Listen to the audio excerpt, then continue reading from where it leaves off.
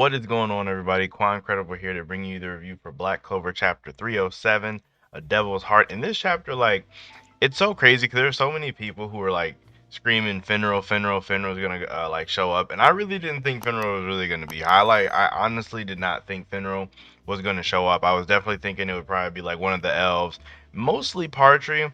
I mean, never I'm not saying that Finral has no business here at all, because he obviously does with his connections to Langris and all that, but I just really didn't expect it, to be honest, 'cause I didn't really know what he could do. But to actually get into the chapter, so we get to see more of the exact details on Zenon and Beelzebub's agreement. And basically, Zenon is asking for a devil's heart. I'm assuming that with Yuno's attack, that some of his heart got hit, or his heart isn't working for whatever, or not for whatever reason. We know why, but his heart is not working, so he's asking for a devil's one. And Beelzebub is asking for what he gets in return. And this is where we do find out that as long as the Spade Kingdom still stands, he does belong to Beelzebub, and he's even going to throw in his soul as well.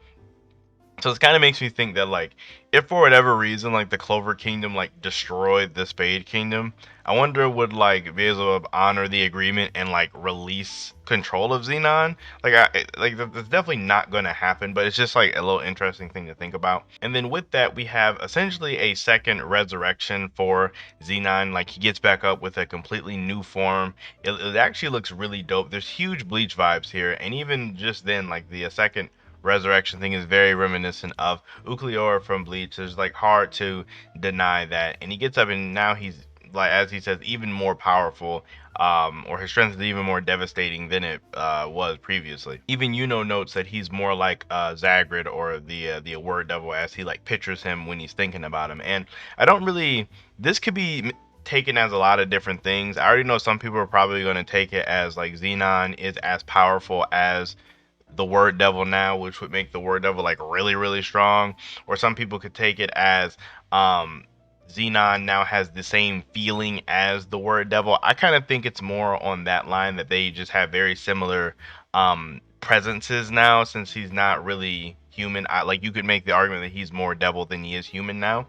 As much as I am a Zagrid supporter, and I'm he's one of my more favorited villains, I still think he is much weaker than Zenon is currently. So I don't really think that Yuno's comparison was trying to make them seem like they are the same strength. That's just me. To me, in this moment, it just feels like he's comparing their presences. So it's in this moment that Zenon does trap Yuno within another box, because apparently Zenon has no other way to use his facial magic, and he unleashes a barrage of attacks on Yuno. And he is telling him that if Yuno would have shot through Langris, he would have completely killed Zenon, or completely killed him. Instead, he chose to slightly miss to not kill Langris, which, I mean, obviously Yuno's not going to kill anybody to kill his enemy. That's just not the kind of guy that Yuno is. Yuno is typically pretty confident in his own strength to make it out, to where he wouldn't really do that. But Zenon is basically making a reference of how similar his and Yuno's choices were, and he's he's indirectly saying that Yuno chose wrong. And after this, Yuno is completely laid out. Yuno is defeated. I definitely don't think this is the 100% end for Yuno. I don't think Yuno's not going to be the one to beat Zenon in the end. Just because so far Asta was the one to beat the Twin Devils. Noel was the one to land that finishing blow on Majecula. So pretty much the other two people got to beat whatever their opponent was. So I still think Yuno is too. Langris is still up, but before Zenon can land the finishing blow, this is when Finral pops up to save him.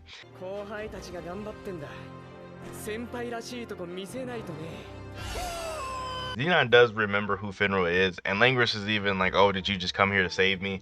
And I'd say it's two reasons. I definitely do think Finral was in some capacity worried about Langris, because Finral does really care about Langris. He really does care.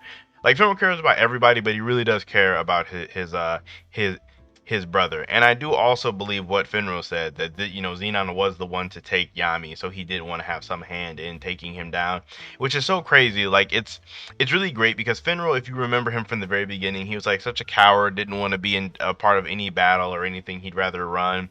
And now he's even now he's grown to the point to where he wants to actively have a hand in basically in beating the person who took his captain. It's just amazing growth for Finral all around. And essentially Zenon tries to do the same thing to them that he did to Yuno, But since they are both inside of Langris's, monozone bubble, essentially, Finral is able to use his Fallen Angel Wingbeat spell to teleport them somewhere else. If you guys don't remember this spell, this is a spell that he had like trained to get, that he used against Seki back in the Crystal exam. I want to say he even used it in the Heart Kingdom, but he's just basically able to, like he said, apply it directly to Langris and teleport them somewhere else. So with this, they should be able to at least move around and fight against Zenon. My only issue here with this is I don't like when they say they're going to fight against Zenon. I don't really know what they're going to do to hurt Zenon. Like Finral there inside the Langris's bubble. Okay, now they can move around. However, like Langris, when he was going up against Zenon, like he was able to erase some of the bones. Like I want to say it was last chapter when Zenon was trying to attack them, or maybe it was 2 chapters ago. Like they was able to erase some of the bones that were coming at him. But at the end of the day, Xenon's attacks were still able to eventually get through Langris's, monozone spatial magic bubble. So I'm just not for sure exactly how effective Langris's attacks will be against Zenon, and then I'm also not for sure if Langris himself can even like do a spatial magic attack outside of his own monozone bubble. Just for the pure reason of like when he first tried it, when like they first were fighting Zenon, and was able to use his absolute space domination to like make those go away as well. So it's like Langris is like at a severe disadvantage, and just because they now have mobility, I'm not necessarily seeing how they can win this fight. But I definitely am interested to see how they do. We do have a break next week, so that kind of sucks. We have to wait 2 weeks to kind of see how this is going to go. And from here, a lot of different things could happen. I personally think that they're probably just going to like fight to a stalemate, and then maybe some L's will show up. Like I feel like Partry showing up would just make so much sense. Like it just, I'm just it's all I don't want to say I know he's going to show up, but he literally just has to, because there's not really anybody else to do anything here. Unless kind of just gets back, like unless while Zenon is fighting against those two, like could like get back up, maybe him and Bell come to some type of agreement, or they make a deal that would kind of like fit the whole theme here. Now there has been like potential whispers of the fandom kind of thinking that maybe Finral or Langris could die, since if you think about both of them as characters, their character arcs have kind of more or less come full circle. Like Finral has become like more or less brave and a somewhat of a different character than he was before, whereas Langris has definitely learned some compassion. He's not as big of a jerk as he was. So both of their character arcs are essentially like completed. So you could kill off either one of them, but seeing as how Tabata just did Gaja, I don't really think either one of them is gonna die. If Tabata did kill off one of them and not Gaja, I'd be so mad, because he had the prime opportunity. Like Gaja was literally on a platter for him to kill, and he didn't. And if he killed one of these two that I like way more, I'd be super upset about that. But overall, I'd say the chapter is like it's probably about an 7.5, maybe 8, maybe 7.5. I mean, well, like Xenon's reveal was cool, but it wasn't super unpredictable. Like it wasn't unexpected. Like I don't really think anybody thought that Zenon was going to be beaten by just the one arrow shot. Like that would just be kind of like anticlimactic for, like it would just be so like not that amazing. So like this was definitely within the realm of expectation, at least. So that's why it kind of wasn't as crazy of a chapter to me. So that's definitely why I'm giving it a like a 7.5, honestly. But all in all, let me know how you guys feel about the chapter down below. Make sure you guys like the video, so subscribe to the channel for more content. Definitely do appreciate all the support. You guys enjoy the rest of your day, and I will see you all in my next video.